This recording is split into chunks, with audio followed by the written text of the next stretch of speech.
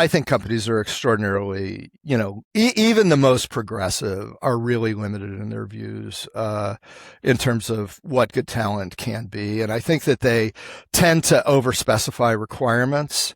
So in Yes. addition to the don't hire people that look like you or that you feel really good around just because, and then that's the only reason. In addition to kind of that bias, I would say that people just over specify the requirements of a job. This is Looks Good on Paper, a podcast from Willow about flipping the script on traditional hiring. I'm Ian Chohan, and every episode I put big voices in hiring and work culture through 3 quick-fire questions, speed dating style, to get the habits, trends, and ideas that matter. Hi, everyone, and welcome to this week's edition of the Looks Good on Paper podcast.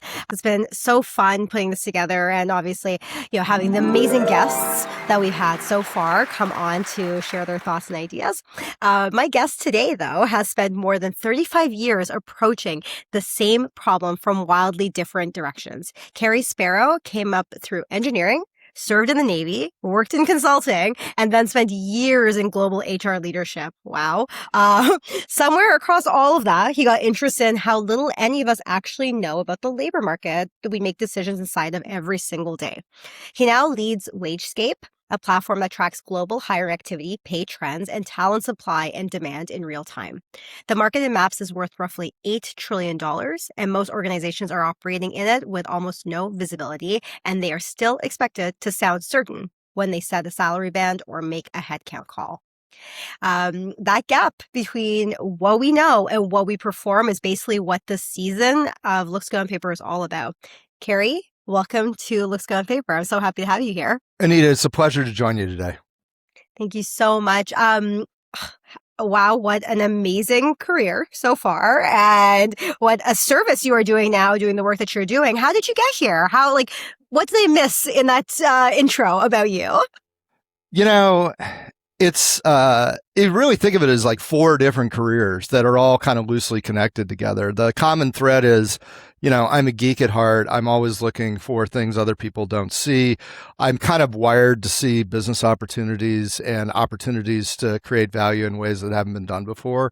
It started in engineering, working with computers. Then, like you said, I got into consulting where we were helping lots of companies solve all kinds of different problems and really got into figuring out how to bring novel ways to do that. So I ended up, I came in to the firm I was in. It was a global firm. It's very large, and started as a junior associate out of the Navy and left as a managing partner for one of the worldwide businesses. And that set the stage then to switch over to the corporate side to actually help set up the worldwide, workforce management infrastructure, HR infrastructure, if you will, for a huge global company. And that offered me a chance to really understand kind of global complexity, global nuance, travel all over the world, went through 3 different passports doing it, but really got a really good exposure to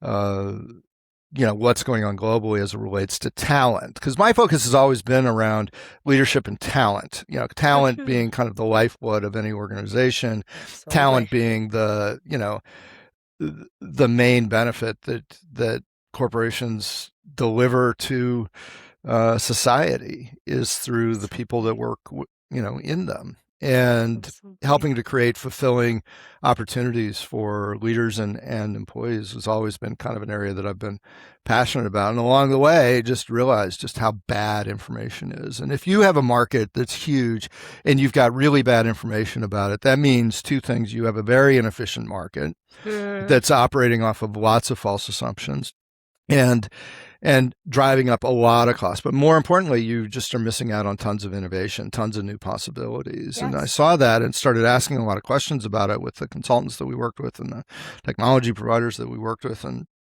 nobody really had that on their radar screen. And so then I started asking, well, what would it take to get, better information about what's happening in the labor market right now, information that we can act on, information that's credible, information that's a lot more precise than what's available, a lot more granular, and found out that, in fact, we could go and build something like that. So that was the genesis of WageScape, and that was 11 years ago, and we've been doing it ever since. That's amazing. Well, thank you so much for that the journey. It's wow, I wowed. And why don't we jump right into our first questions? You know the drill: 3 questions, speed dating style, and 1 wild card. So right off the bat, what is the biggest hiring mistake companies keep making, even though it's clearly not working? Wow, there's a long list of mistakes that folks make. I would say hiring based on personal chemistry alone is a huge mistake. I'm a big believer in behavioral based interviewing and really understanding kind of how a person works. Hiring somebody that looks like you is a slightly different flavor of that same issue, and you really have to put in place personal methods and organizational methods to guard against that. I think the other thing is chasing the market. I hear, and this is the business that we're in, is what should we be paying folks? And, so-and-so just moved in, they're hiring, 300 people and they're paying $3 more an hour than we are. We've got to match that. And the answer is, well, hold on. No, you don't necessarily have to match that. You really should look a lot more closely at what you're doing. Now, the answer might be that when you do that, yeah, absolutely, you need to match that because everybody else is moving in that direction. But it could be that they're hiring 300 people, but there's a market of 5,000 available people, and that's not really going to make a difference. So you shouldn't break your cost structure to go do that. So I would say I gave you 2 things, hiring somebody that looks like you and then chasing the market from a pay standpoint. Absolutely. So what can companies do to avoid, you touch on just a little bit, I'd like to dig into that last one that you just said about chasing the market. So what advice would you give talent leaders to avoid making those mistakes? So get in touch with better sources of data. That's our whole, purpose of being at WageScape. What you're tracking in terms of, pay for a certain kind of role at a state level is very different than what is actually going on in your metro market. Slight variations in roles can cause huge differences in pay requirements as well. And all of that becomes visible if you've got good sources of data, and all of that can become very, very misleading if you've got limited sources of data, which is where a lot of people are coming from. Once you have data, that's only part of the solution. You've got to include it in the way that you work, the stories that you tell. You have to educate the people around you. You can't have hiring managers, back to my, so-and-so just hired 300 people at $3 more an hour. You can't have that be the dominant conversation. You've got to be bringing people along all the time. You've got to keep them, you've got to make your own clients smarter about what's happening in the market, not just for pay, but for availability of talent, what's going on with skills, what's going on with your competitors, all the things that they really care about, so that when things come up, when you've got a good platform of understanding to be able to evaluate how to deal with those changes. Yeah, absolutely. What I'm very interested in right now, obviously, because everybody is always talking about how AI is impacting that and that shift in terms of, those. But I feel like we should hold on to that question for the wild card question. Okay. Which I feel you probably have a lot to say about that. But all right, why don't we move into the second question? You kind of touched upon it, but what's a hidden bias companies unknowingly have, even when they think they're being progressive in their hiring? I think companies are extraordinarily, even the most progressive are really limited in their views in terms of what good talent can be. And I think that they tend to over-specify requirements. Yes. So in addition to the don't hire people that look like you or that you feel really good around just because, and then that's the only reason.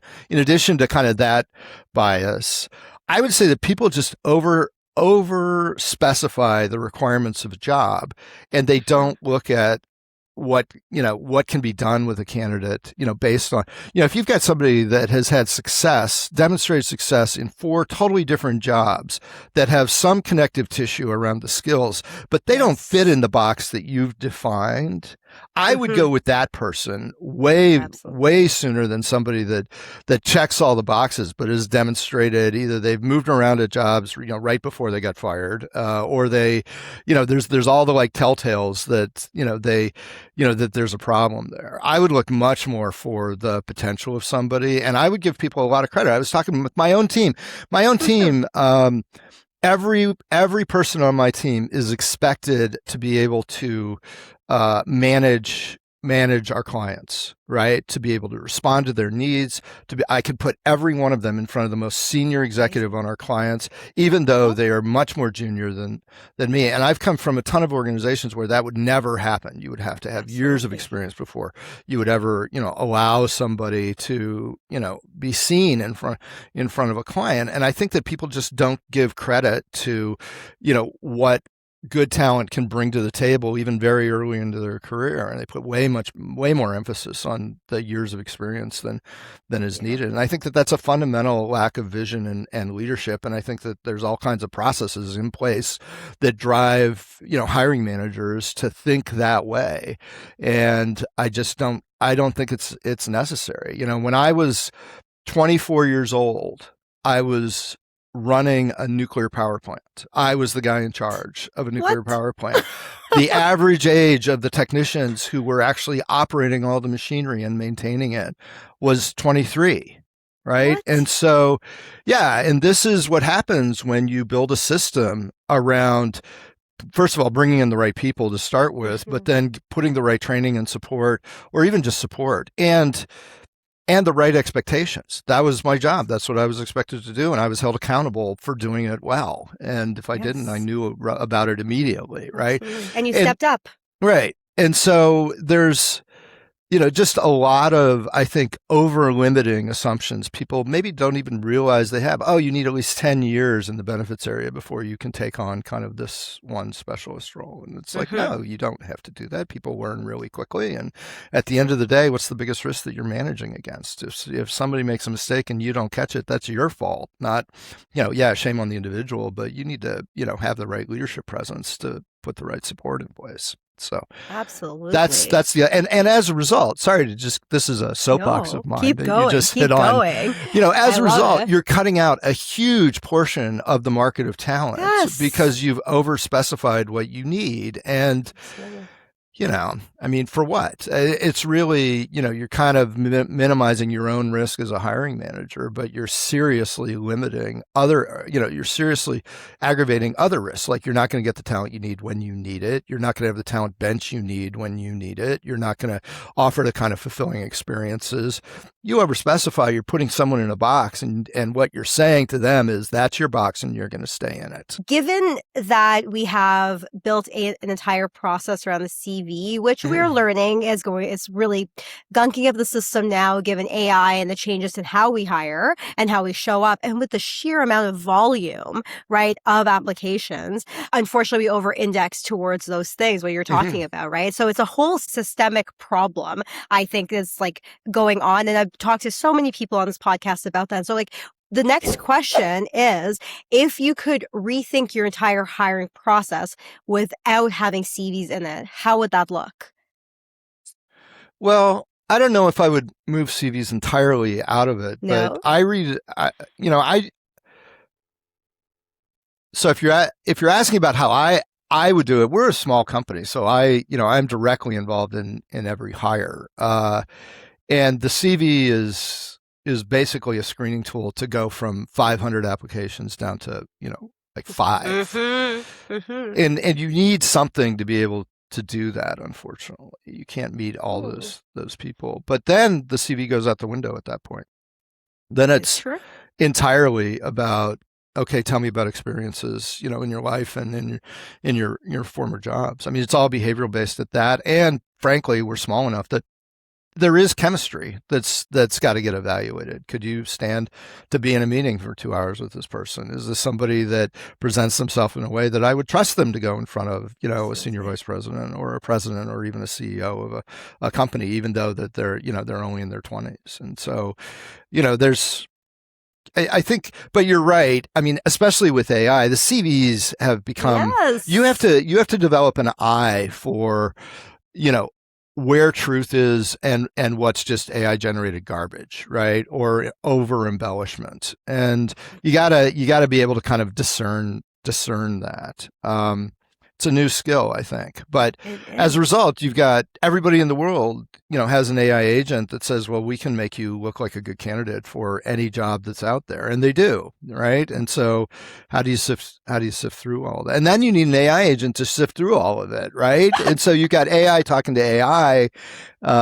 You just can't keep AI out of any conversation these No, days. you And really so, can't. but it's a new Yeah. set of skills that are really required, I think. And like I said, I don't think that makes the CV necessarily obsolete, but frankly, there's more that goes into the concept of a CV than just a resume on a page. There's all kinds of information available to people online. Anyone who's coming in at anything other than the most junior level has got a career, a career and life history online to some degree.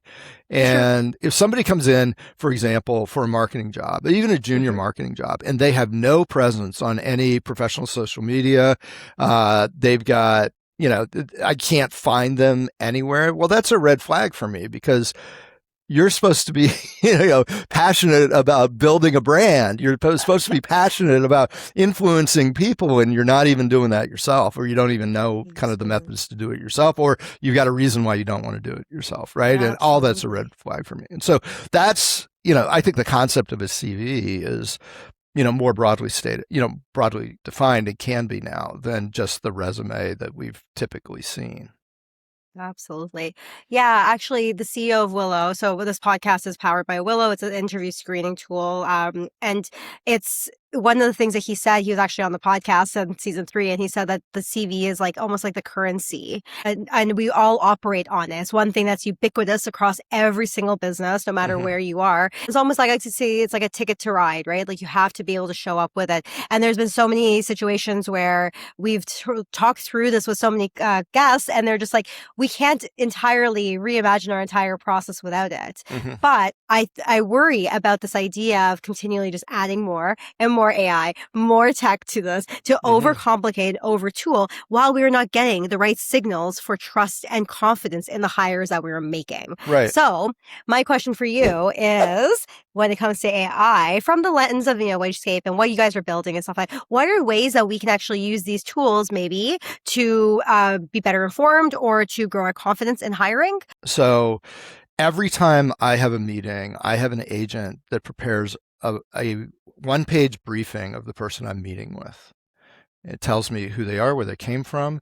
It tells me any recent quotes, anything that they published, any news items. It tells me a bit about the company that they're in right now. It tells me where they went to school, if they went to school. It gives me what I need in about 15 seconds in order to have, to just not step all over myself, and to be able to guide kind of what objectives I have for the meeting towards what's going to resonate, best with them personally. It's the same thing with I do exactly the same thing with job candidates, right? I want to know who they are. I want to know how to talk to them. I want to know, whether their interests are and so forth. But I have AI I used to do that just myself, and it would take half an hour to go, searching around, and I thought I was pretty efficient at it. But now I just have an AI and it just shows up, and I've trained the agent to, go for the things that I care about, and I know how to ask it the questions to get the answers that will be most valuable to me. And so, there's lots of different ways to integrate AI into the way that you work if you're familiar with it, and then just ask the really basic questions. Where could I do this better?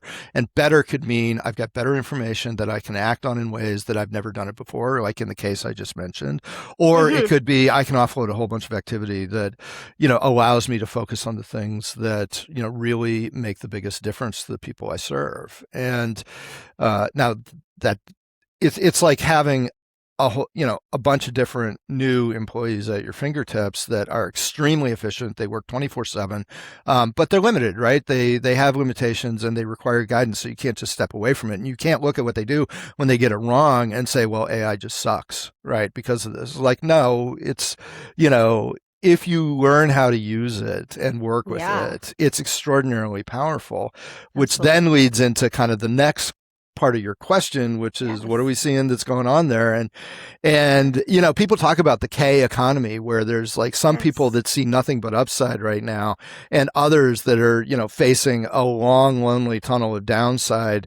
And that's kind of how the workforce is viewing AI right now. I mean, a few surveys that have come out recently, you know, use that metaphor, you know, or that comparison explicitly. If you talk to people that tend to be in smaller organizations or smaller teams in organizations, they see a lot of upside with AI, because it means that they can do the things that will really unleash the value without having to go and fight for more budget or fight for more headcount when they know they're going to lose those fights, right? But if you're in places where your company's spending a lot on AI, that company is going to want a return on that investment. And unfortunately, the fastest way to get an ROI is not because you spent, you know, 6 hours of your day not doing busy work, but doing more creative things. And that's a very difficult to measure ROI. An easier way to measure ROI is to say, I got a team of 10 people and AI has improved their productivity by 50%. And so I'm going to take back 4 or 5 heads. And that's a really scary proposition, right? Yes. And unfortunately, I mean, that's a leadership proposition as well. It is. To say, okay, are you clear what you want to get out of AI? Is it truly something that you want and need just to be cost competitive? In which case, you know, cost cutting is a reality of business. But is it something that's going to allow you to become you know, more differentiated in the market, open up new markets, win more sales, allow for, you know, more innovative and you know, better quality products, those kinds of things, then you need to align your measures around your expectations for what you get out of that investment. You also have to, you know, invest wisely, and people, it's like a gold rush, right? I mean, everybody ran out, and now we're starting to see some of the backlash on that. But there's a lot of threads that are getting pulled right now from an AI standpoint, and none of them are even close to spooling out.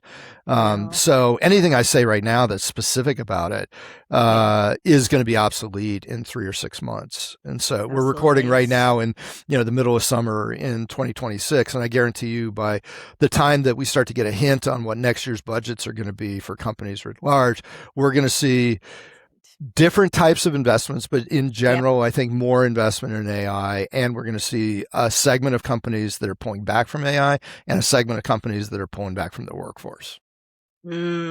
All interesting and also a little frightening propositions as well. And I don't doubt it. Absolutely. I think that we're already starting to see vestiges of it. I don't think we've seen like the full deluge yet of what's to come. So that was a wild card, but I do also have just one more question for you. Okay. What's something about yourself that would never show up on a CV? You'd have to really infer. So I'm a geek dad. I've got a 15-year-old son, and we chose to have kids later than most people. And so, you know, all of like my parental peers are 15 or 20 years younger than me, and I love it, right? And so, you know, it just keeps me a lot younger in my mindset and attitude, and that I don't think would come across in my CV.